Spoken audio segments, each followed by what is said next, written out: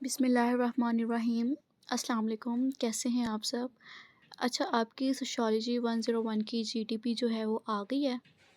इसकी last date जो है वो 21 है और मार्क्स इसके 10 हैं। ठीक है, एक सिनेरियो दिया हुआ है और उसी की रिक्वायरमेंट के मुताबिक हमने आंसर देना है। थोड़ा जूम कर लेती हूँ ताकि आपको प्रॉपर नज़र आए। अच्छा, इसमें वो ये कह रहे हैं कि जो हमारी कल्चरल नॉर्म्स वगैरह हैं वो मतलब डिफरेंट सोसाइटी में रहने के बावजूद हम एक दूसरे से रिलेट कैसे करते हैं, और पाकिस्तान का रेफरेंस देते हुए हमने बताना है कि जो कल्चरल डाइवर्सिटी है और सब कल्चर्स हैं वो किस तरह जो है वो एक दूसरे से रिलेट करते हैं, बजाय कि हम इसको जो है वो जज करें। हम इसको किस तरह मतलब इसकी कॉम्प्लेक्सिटीज़ को कम करके अपना रोल प्ले कर सकते हैं। ठीक है, इसके जो सिनेरियो क्वेश्चन दिया हुआ है ना, क्वेश्चन के मुताबिक वो ये कह रहे हैं कि आपने इस सारे फीचर को ना, जो भी इन्होंने सिनेरियो दिया हुआ है उसको 5 लॉजिकल पॉइंट्स में जो है वो एक्सप्लेन करना है, मतलब आर्ग्यूमेंट्स दे के। ठीक है, एग्जांपल्स नहीं कह सकते, आर्ग्यूमेंट्स देने हैं।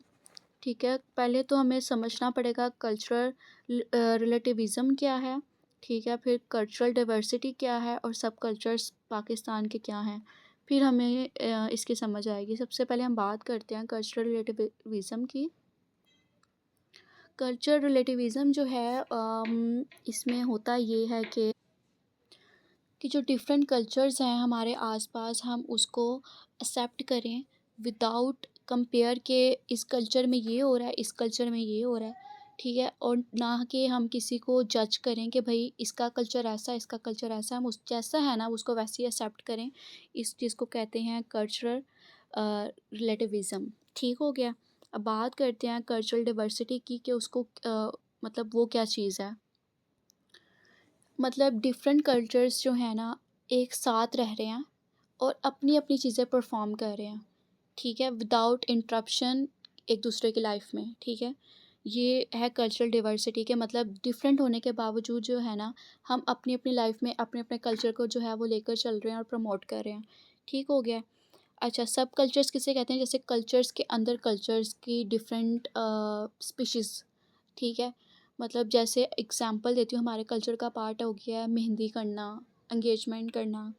ठीक है, और मतलब और रस्म व रिवाज है हमारे, तो ये हमारे कल्चर का पार्ट है।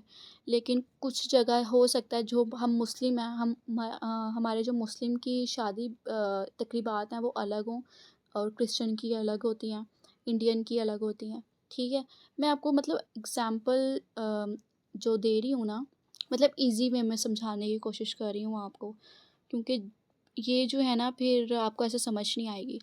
ठीक है, पाकिस्तान के अकॉर्डिंगली हमने इसको जो है वो रिलेट करना है और लॉजिकल पॉइंट्स को एक्सप्लेन करना है, साथ में एग्जांपल्स के थ्रू। ठीक है, आपका ये जो क्या कहते हैं इंस्ट्रक्शंस हैं ये भी मैं आपको बता देती हूँ। ठीक है, इसके पैसे मैं आपको एक दो एग्जांपल्स बताती हूँ कि आप इस तरह कर सकते हैं ताकि आपको थोड़ा और आइडिया हो जाए। अच्छा, उससे पहले ना मैं आपको दोबारा से बता देती हूँ कि आपने एग्जैक्टली करना क्या है, कि आपने 5 लॉजिकल आर्ग्यूमेंट्स देने हैं जो कल्चरल रिलेटिविज़म को पाकिस्तान में कल्चरल डाइवर्सिटी और डायनामिक्स ऑफ सब कल्चर्स को समझने में मदद देते हैं। ठीक है, इसको एक्सप्लेन करना है आपने। ठीक है, ये थोड़ा सा ट्रिकी है लेकिन अब समझना पड़ेगा। मेरी वीडियो को आप 2-3 दफ़ा सुनना तो आपको फिर समझ आएगी, एक दफ़ा में नहीं आएगी। ठीक है, अब इसका आंसर इस तरह हो सकता है जैसे कि हम एक दूसरे को, जैसे पाकिस्तान में उर्स वगैरह होते हैं। ठीक है, और डिफरेंट फेस्टिवल्स आ जाते हैं, मेला आ जाते हैं। ठीक है, तो उसको क्या करते हैं, अंडरस्टैंडिंग देने में मदद करते हैं। ठीक है, आप इसका भी जो है वो मतलब ये मैंने आपको एक एग्जांपल बताई है लॉजिकली। ठीक है, जिसको आप लिख सकते हो अपनी वर्डिंग में करके। ठीक है, कल्चरल रिलेटिविज़म जो है ना हमें क्या करता है, हमें हमारे अंदर एक जो है वो हमारे अंदर इन्हांस करता है ग्लोबल इंटरेक्शन को। मतलब हम लोगों से मिलते जुलते हैं ना, वो इसलिए मिलते जुलते हैं कि हमें हमारे अंदर ये थोड़ी सी जो है वो कल्चर मतलब हम एक दूसरे कल्चर को जब समझते हैं ना, आपस में बातचीत करते हैं, हम क्यों रिलेट कर पाते हैं एक दूसरे से, क्योंकि हमारी लैंग्वेज कहीं न कहीं सेम हो जाती है। हम एक दूसरे से उठते बैठते हमारा कुछ-कुछ जो है ना हिस्सा जो है दूसरों से मिलता-जुलता है, इसलिए हम रिलेट कर जाते हैं। ठीक है, आप इसका रेफ़रेंस भी दे सकते हैं। अब ये तो मज़ीद अब मैं स्टूडेंट की रेडी करूँगी, तो फिर मैं मज़ीद देखूँगी इसके अंदर और क्या-क्या अप्लाई हो सकता है। मुझे तो खुद इस क्वेश्चन पे गुस्सा आ रहा है, अजीब-सा ही है। ख़ैर, करना तो है ही, अब आपको दिया जो गया। और जो स्टूडेंट मुझसे रेडी करवाना चाहते हैं, वो काइंडली मुझे टाइमली आके बता दें, क्योंकि मेरे पास ऑलरेडी प्रोजेक्ट्स वगैरह आए हुए हैं, तो मैं उसमें भी बिज़ी हूँ। तो मैं फिर टाइम से बना दूँगी। इससे पहले अगर आपने मेरा चैनल सब्सक्राइब नहीं किया हुआ, तो फटाफट कर लें और शेयर कर दें लाज़मी। ठीक है, अब इसके इंस्ट्रक्शंस पे आते हैं। इंस्ट्रक्शंस जो हैं वो टाइम्स न्यू रोमन और फ़ॉन्ट साइज़ जो है 12 रखना है आपने। 300 से 350 वर्ड्स तक होनी चाहिए आपकी ये जीटीबी। 350 से ज़्यादा नहीं होनी चाहिए, 350 से कम हो सकती है, ठीक है? और इसके अलावा बाकी सारा वही है कि प्लेजरिज्म फ्री होनी चाहिए और टाइमली आप सबमिट करवा दो बस। इसके अलावा कुछ भी नहीं है।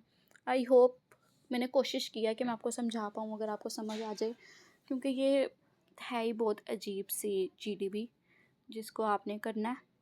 कुछ नहीं समझ आता तो आप मुझसे पूछ लेना। मैंने डिस्क्रिप्शन में ग्रुप का लिंक जो है मेंशन कर दिया, व्हाट्सएप आप ज्वाइन कर सकते हैं और मुझे मेंशन करके आप ग्रुप में स्टडी रिलेटेड कुछ भी पूछ सकते हैं। और जिन स्टूडेंट ने मुझसे एग्ज़ाम प्रिपरेशन करनी है वो भी मुझसे कॉन्टैक्ट कर सकते हैं। एग्ज़ाम प्रिपरेशन में आपको हाइलाइटेड हैंडआउट्स प्रोवाइड करूँगी और डिफरेंट मेरे पढ़ाने के तरीके हैं वो मैं आपको एक्सप्लेन कर दूँगी। जो जॉब होल्डर्स हैं जिनके पास टाइम नहीं है लेक्चर्स, शॉर्ट लेक्चर्स वगैरह लेने का, तो वो विद इन अ नाइट मुझसे एग्ज़ाम प्रिपरेशन करके पेपर दे सकते हैं। ठीक है? आप लोगों का कोई भी क्वेश्चन हो मुझे व्हाट्सएप कॉन्टैक्ट कर लीजिएगा, मैं आपको गाइड कर दूँगी इंशाल्लाह। और ग्रुप में मैं फ्री ऑफ कॉस्ट जो है वो वर्किंग कह रही हूँ, आप लोगों को समझा देती हूँ जो भी आपको समझ नहीं आता। और ये जो एग्ज़ाम प्रिपरेशन है और असाइनमेंट जीटीबी वो उसके चार्जेस होते हैं रेडी करवाने के। ठीक है, वो फ्री ऑफ कॉस्ट नहीं होता। हाँ, अगर आपको कोई चीज़ की समझ नहीं आ रही वो मैं आपको ग्रुप में फ्री ऑफ कॉस्ट बता दूँगी। और दुआओं में बहुत याद रखिएगा और अपना बहुत ख़्याल रखिएगा। लाहौर वाले जो हैं स्मोक से बहुत परेशान हैं, तो आप लोग मास्क का इस्तेमाल लाज़मी करें और बिला वजह अपने घरों से मत निकला करें। अपना बहुत ख़्याल रखें और फिर इंशाल्लाह मुलाकात होगी अगली असाइनमेंट या जीडीपी में। ओके जी, अल्लाह हाफ़िज़।